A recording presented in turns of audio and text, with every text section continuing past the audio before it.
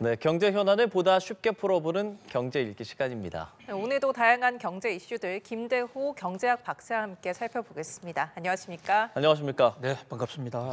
저희가 오늘 거의 첫 소식으로 이 소식 전하면서부터 계속 박사님 기다리고 있었습니다. 쿠팡 관련된 사태 이거 도대체 어떻게 된 겁니까? 네, 정말 안타까운 일입니다. 쿠팡의 개인정보, 각 고객들의 개인정보가 상당히 심각하게 뚫렸다 이런 얘기인데요. 이번 사건은 종래의 인터넷 해킹 사건하고도 차원을 완전히 달리합니다. 해킹을 통해서 들어오는 것은 기술적으로 막는데 좀 여러 가지 테크니컬한 문제도 있고 시차도 있을 수가 있는데 이번에는 그런 컴퓨터를 통한 인터넷 해킹 작업이 아니고 사내 직원, 지금은 퇴직했지만 당시에 쿠팡에 근무하던 직원들이 아주 작심하고 무려 3,370만 명, 우리나라 성인 인구의 거의 절대 다수, 쿠팡과 거래하는 사람의 모든 정보가 뚫렸다.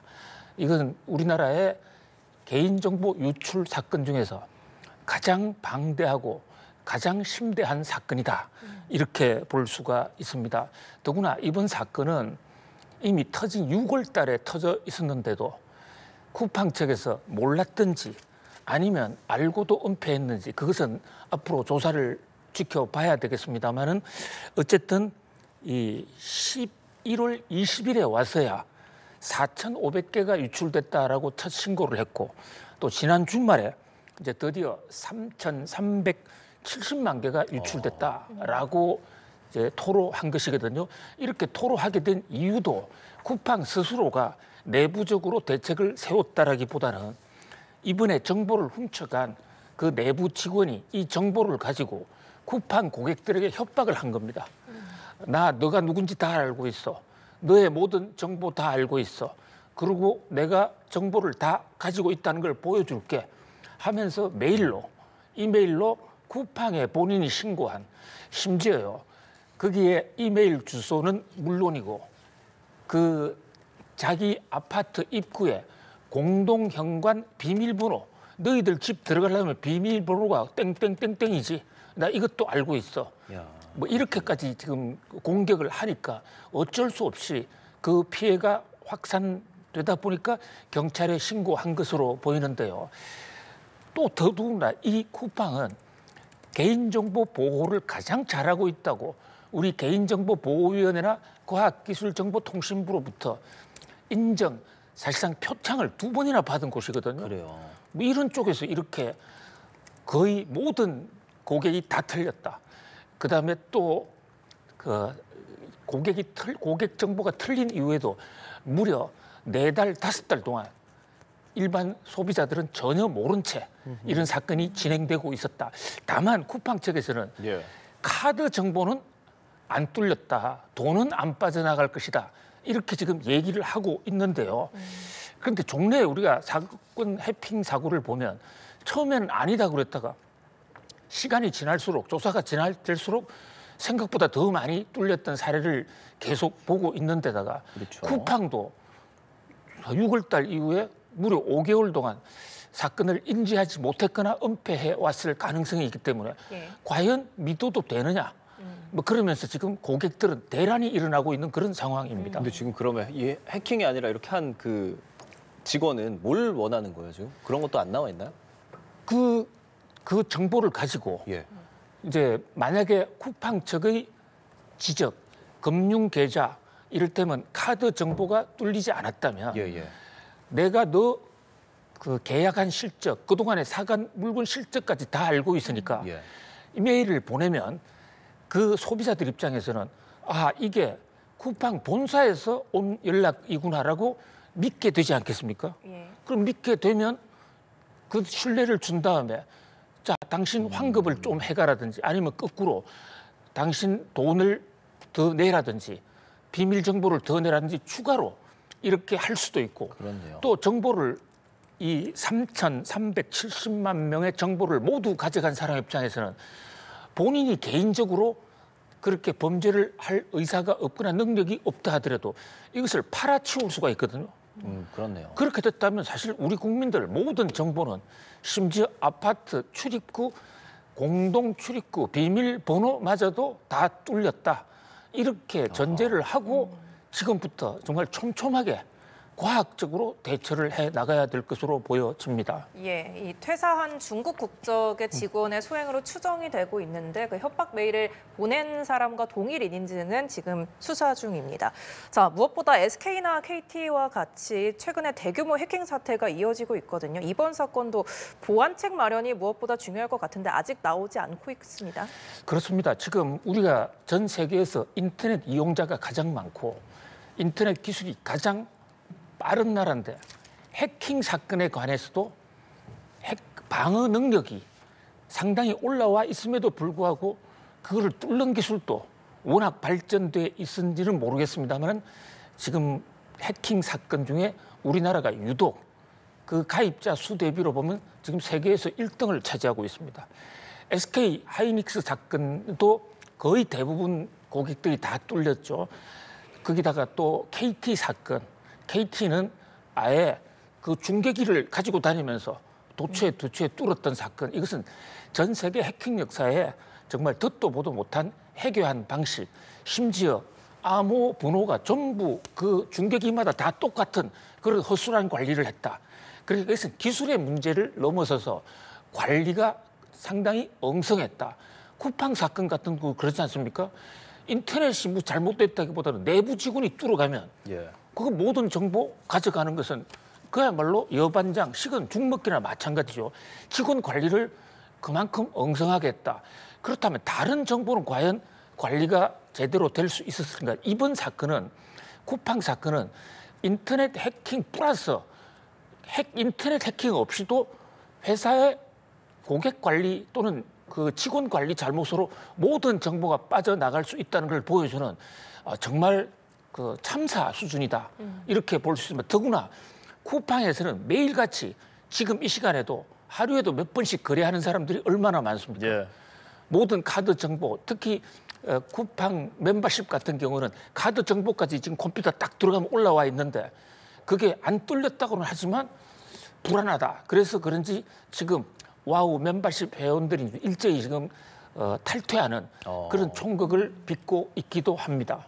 저도 이 사건을 보고 뭐 보도를 해야 되는데도 불구하고 오늘 아침에 쿠팡을 시킬 수밖에 없었던 그만큼 쿠팡이라는 게 우리 삶 안에 되게 많이 들어와 있단 말이죠. 그렇습니다. 그럼 우리 입장에서는 이게 지금 와서 뭐 비밀번호 바꾼다고 해서 이게 해결될 문제는 아니잖아요. 어떻게 해야 됩니까? 그래도요, 일단 비밀번호 바꾸고요. 바꿔야 됩니까? 조금 더 의심이 되면 카드 번호를 바꾸는 것까지도 아이고. 또 대책을 세우는 게 현명하지 않을까. 뭐 피싱 이런 거 악용될 수 있어서 그런 거죠? 그렇습니다.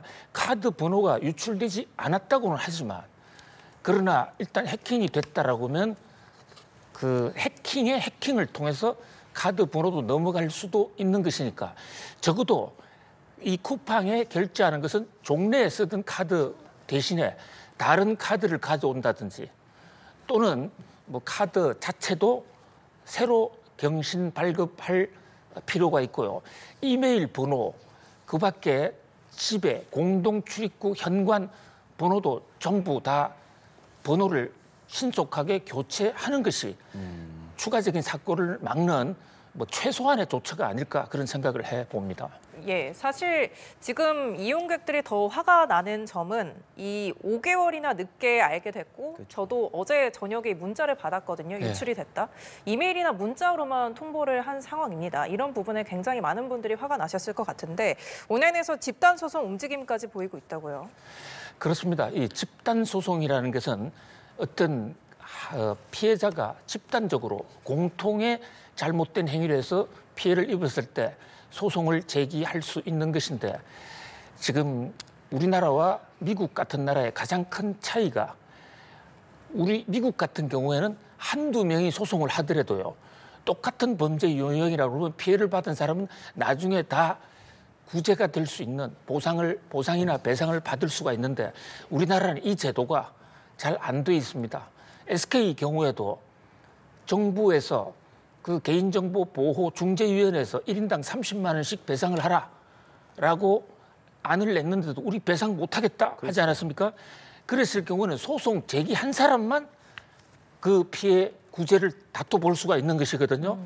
이제 그런 각도에서 앞으로 피해가 어느 정도 확산될지를 모르고 있는 상태이기 때문에 일반 개인 고객들 입장에서는 내가 소송을 해야 되나 말아야 되나 굉장히 좀 헷갈릴 것으로 보이고요.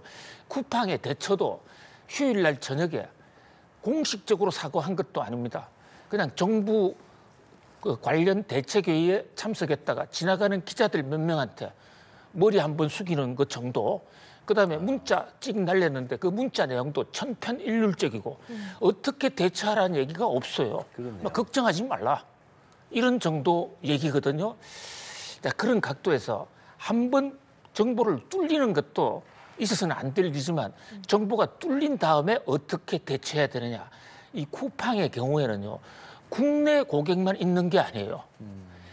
해외 교포들 또 외국 사람들조차도 쿠팡을 통해서 지금 실제로 매일같이 쇼핑을 하고 있는 상황인데 그 사람들은 어떻게 해야 되는지 그 경우의 수 이를테면 SK 같은 경우에는 전국 각지에 SK 해킹 대응 센터를 만들지 않았습니까? 예. 그래서 컴퓨터에 능하지 않은 사람들이 오프라인으로 물어볼 수 있는 그런 어떤 이 신고센터, 대책센터 이런 것도 좀 만드는 적극적인 자세를 보일 필요가 있는데 예. 아시다시피 쿠팡이 우리나라 회사라고 보기가 좀 어려워요. 그렇죠. 왜냐하면 그 쿠팡 인코퍼레이션이라는 회사 미국의 법인이 설립돼 있고요. 예. 미국에 상장돼 있고 그 회사의 자회사인데 실질적인 오너가 김범석이라는 분입니다. 한국에서 태어나기는 했는데 미국 시민권자고 또 이분 부인이 대만계 미국인이에요. 뭐 그러다 보니까 우리나라하고 별로 인연이 없고 또 국내 실정법을 어겼다 하더라도 우리 사법 당국이 책임을 물을 수 있는 방법이 거의 없습니다.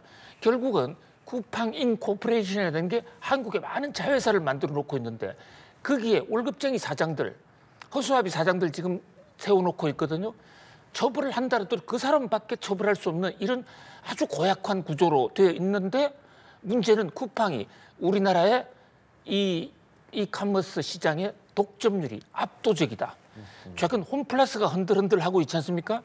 홈플러스가 무너지는 것도 홈플러스의 혁신이 부족한 것도 있지만 바로 이런 쿠팡의 독점이 2등, 3등 나머지 업계를 완전히 싹쓸이하고 있는 이런 상황이거든요.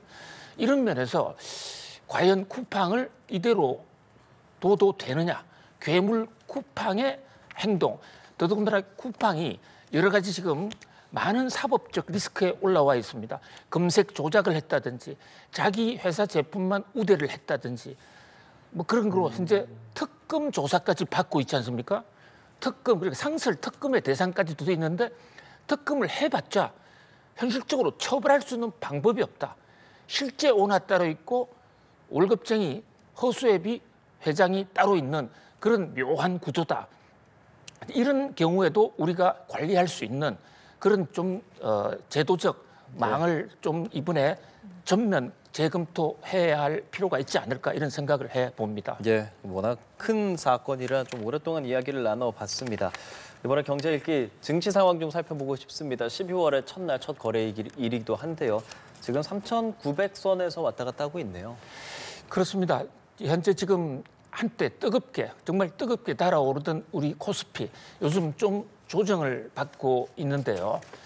뭐 현재로서는 올랐다가 내렸다 하면서 현 상황은 지난 주말 대비 소폭 하락한 그런 모양새입니다. 업종별로는 굉장히 기복이 심했어요. 대장주인 반도체주는 오르고 있고 뭐 전반적으로는 좀 조정을 크게 받고 있는 그런 양상이거든요. 현재 몇 가지 굉장히 중요한 포인트가 있습니다. 첫 번째가 12월 12일로 다가온 우리 시간으로 12월 12일 날 미국 연준이 금리 인하 여부를 공식 발표합니다. 예. 현재 금리 인하할 가능성이 좀 더 높은 것으로 보이는데 그래 일각에서는 금리 인하 안 할지도 모른다. 그게 악재와 호재가 되고 있고요. 자, 또 하나는 AI 거품. 이 AI 거품론도 아직 결론이 나지 않았습니다. 그런 와중에 정말 AI 버블이 진정되는가 아니면 거품이 터지냐에 따라서 향배가 매우 왔다 갔다 할 것으로 보여지는데 특히 우리나라 반도체 같은 경우에는 이 프린즈 경계선상에 나와 있기 때문에 버블이다 했을 경우에 엔비디아보다도 우리 기업들이 훨씬 더 직접적인 먼저 타격을 받을 수도 있다. 또 잘 된다고 그랬을 때는 더 빨리 올라갈 수 있다. 외국인들도 하루는 샀다가 하루는 팔았다가 이런 모양새고요. 그런 면에서 당분간 좀 변동이 심하지 않을까 그렇게 보여집니다. 이 정권 시장의 큰 호재 중에 하나는 오늘부터 미국 연준이 양적 긴축이라는 것을 이제 중단해 버렸습니다. 예. 더 이상 이 금융시장에 직접 개입해서 통화량을 줄이는 거, 그것을 퀀터테이티브 타이트니스라고 해서 양을 줄인다, 양적 긴축인데 이걸 없앴습니다. 이 얘기는 결국은 무리한 이 긴축하지 않는다니까 시중에 통화량이 좀 더 풀릴 수가 있는 뭐 이런 것은 하나의 호재로 작용할 수 있다 이렇게 볼 수 있습니다. 예, 이런 가운데 또 한국에서도 시장 영향을 줄 만한 소식이 있습니다. 배당 소득을 받는 투자자들의 세금을 깎아주는 배당 소득 분리과세를 여야가 이 제도에 합의를 한 건데 이 제도가 적용이 되면 모든 사람들, 주식을 갖고 있는 모든 사람들에게 적용이 되는 건지 또 적용이 되면 어떤 사람들에게 유리한 걸까요? 예, 배당 소득이라는 것은 주식을 보유했을 때 회사 경영 실적이 좋다 해서 1년 성과에 대한 주주에 대한 보답으로 주주에게 일정 금액을 주는 것을 흔히 디비던드, 배당이라고 그럽니다. 사실 뉴욕 증시나 유럽에서는 오로지 배당 하나만 보고 투자하는 사람들이 많습니다. 예. 그만큼 중요한 거죠. 근데 우리나라 기업들은 배당을 잘 안 했어요. 왜냐하면 이게 배당 세금이 대주주들에게서는 종합과세가 되는데 이 세율이 거의 50%까지 올라가니까 어차피 세금 낼 거 오나들이 배당하지 마. 이러니까 한국 주식은 배당이 없는 세계에서 없지는 않지만 적은 상당히 희귀한 그런 구조. 그러다 보니까 코리아 디스카운트가 나왔습니다. 그래서 정부가 사실은 이런 재벌들 도와주기 위해서가 아니라 배당을 좀 많이 하라. 촉진을 하기 위해서 배당 소득세를 내리는데요. 이게 아주 동전의 양면처럼 몇 가지 문제가 있습니다. 이를테면 배당 소득세를 내는 사람이 재벌 총수들밖에 없어요. 일반 국민들은 애당초 배당 소득세의 거의 대상이 아니거든요. 예. 따라서 배당 소득세를 내려주는 1차적으로 재벌 기업들, 대주주들이 절대적인 이익을 받는 그런 구조예요. 그럼에도 불구하고 배당을 많이 하면 세금은 일단 대주주들이 좀 혜택을 받더라도 세금 적게 내는 것을 명분으로 배당을 많이 하면 다수의 개미들이 좀 혜택을 보지 않겠느냐. 그래서 배당을 내리는 것이거든요. 뭐 그런 점인 만큼 이번 기회를 통해서 세금을 빌미로 한 우리 배당 못하겠다 하는 게 좀 없어졌으면 하는 그런 생각입니다. 이 분리과세를 하면 종합과세보다도 세율이 훨씬 낮아지는 이런 효과가 있는데 이게 이제 내년부터 본격적으로 시행이 된다. 배당 세금을 낮춰주는 그 절차가 국회 입법 절차는 완전 마무리가 됐습니다. 예. 마지막으로 짧게 좀 여쭤보고 싶은 것은 이제 환율입니다. 1,470원 정도 지금 되고 있는데 환율이 높아지니까 아무래도 뭐 해외 여행객이나 뭐 해외 유학 가시는 분들 계시는 분들 이런 사람들에게 굉장히 큰 영향을 요즘 미치고 있다고요. 그렇습니다. 환율이 높아진다는 건요. 똑같은 달러를 넣기 위해서 우리 돈을 더 높아진 환율대로 좀 더 내야 된다는 거니까 그만큼 우리 돈 가치가 떨어졌다는 것이거든요. 우리는 해외를 안 나가면 못 느낄 수 있지만은 사실 우리 돈이 녹아내리고 있는 겁니다. 지금 올 들어서 우리나라의 통화 가치가 상당히 많이 하락했습니다. 환율이 올랐다는 거죠. 그만큼 지금 실질 가치가 떨어진 거죠. 우리가 자동차, 국제시장에서 요즘 기름 넣으면 국제시장에서 원유는 굉장히 쌉니다. 그런데 환율 때문에 들어오는 과정에서 국내 휘발유값, 경유값은 지금 껑충 뛰었거든요. 그것이 하나의 단적인 예인데 해외여행 간다거나 해외 유학생 보내는 사람들 입장에서는 그 고통이 느껴지고요. 이게 좀 더 진행이 되면 다른 물가도 자극할 수 있기 때문에 좀 안정적으로 환율을 좀 안정시킬 수 있는 그런 거시경제적 어떤 정책 전환 또 거기다가 또 이 마이너한 정책 수술 좀 종합적인 대책이 필요할 것으로 보이고 실제로 지금 정부도 환율의 지속적인 상승을 막아보겠다 하는 측면에서 지금 발빠르게 움직이려고 있는데 그러나 아직까지는 현재 정부의 이런 환율 안정 노력이 시장에서 확실한 지금 효과를 발휘하고 있지는 못한 안타까운 사정입니다. 지금 말씀하시는 게 외환 스와프 뭐 그런 합의 같은 거 얘기하시는 거예요? 그렇습니다. 이 외환 스와프 좀 전문적이긴 한데요. 어쨌든 국민연금이 예. 지금 우리 자산을 더 많이 불려주고자 하는 선의로 우리 국민들이 내는 연금 보험료를 내면 그 돈을 미국에 투자하는데요. 그것까지는 이상적인 거죠. 그런데 투자할 때는 우리 돈을 달러로 바꿔서 달러를 미국에 실어내야 됩니다. 그러다 보니까 그 과정에서 국내 달러 공급량이 줄어듭니다. 그러면 희소가치성에서 달러는 가치가 오르고 우리 돈 가치가 떨어지는 거거든요. 바로 이 대목을 막기 위해서 이제 한국은행이 국민연금과 통화 스와프를 해서 국민연금이 국내 시장에서 달러 사지 말라. 대신에 한국은행이 외환 보유국에서 직접 빌려주겠다. 대신에 통화 스와프 방식으로 빌려주니까 사정이 좋으면 언제든지 갚아라. 뭐 이런 제도, 뭐 그 밖에도 환 해치 이런 여러 가지 대책을 세우고 있는데 이것은 마이너 대책이고요. 이제 이와 더불어서 우리나라의 통화량을 좀 억제하고 또 팽창 예산에 대한 좀 수술 이런 여러 가지 거시경제를 안정적으로 가져가는 이런 노력 이런 것들이 같이 필요할 것으로 보여집니다. 예, 알겠습니다. 오늘 경제 이슈들 김대호 경제학 박사와 함께 알아봤습니다. 오늘 말씀 고맙습니다. 고맙습니다. 감사합니다.